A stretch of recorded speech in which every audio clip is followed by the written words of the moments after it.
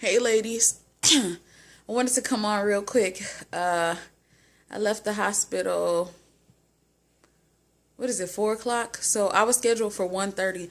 However, the doctor was driving from an hour and a half or 2 hours away in Columbus, because they have another practice there. So by 1:35, I'm thinking my procedure was scheduled for 1:30, and they give you the trigger shot, so they can go in at the 35-hour mark. So I was pretty nervous, where's this dude?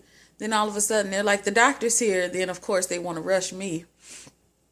So I emptied my bladder, and then I told him, I said, I feel like I ovulated last night. I had sharp pains like when I ovulated. So he's like, well, let me do an ultrasound first. So he's like, nope, you didn't ovulate, and I think we should proceed with the retrieval. So they started doing their usual, they hook you up to a heart monitor, put some oxygen on you, and then the anesthesia, the CRNA, put my IV in.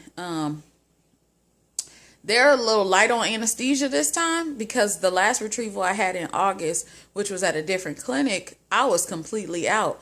I didn't feel anything, but I feel like I heard them talking, or I heard just stuff moving around. But like I said, I didn't feel anything in terms of the ultrasound, the needle, or anything. But when they were done, they're telling me to scoot up.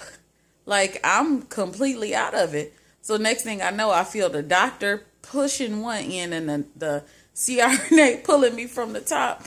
So that was pretty interesting. Then they took me to recovery. The interesting part was me and the patient in the next recovery, we're in the same room, both there for a retrieval, and we had the same first name. I was not feeling that at all. I don't know who scheduled that, but that just made me feel completely uncomfortable.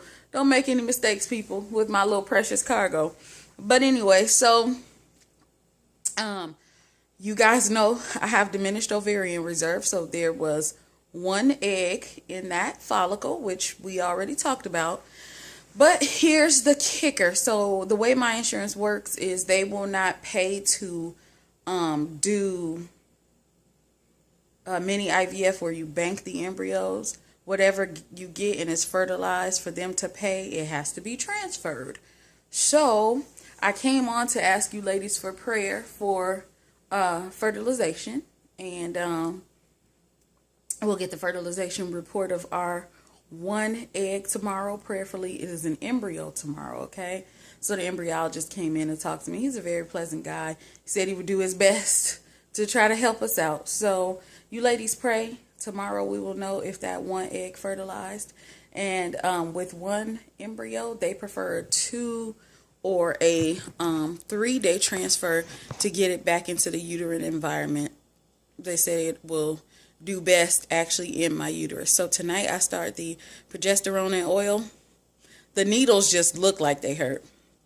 So I'm doing okay. I'm in more pain than I was the last time. I don't know why, but I'm just believing God. Believe with me. Sometimes we're in those situations where the only thing you can do, sorry for all this movement, the only thing you can do is all out depend on the Lord, depend on Jesus.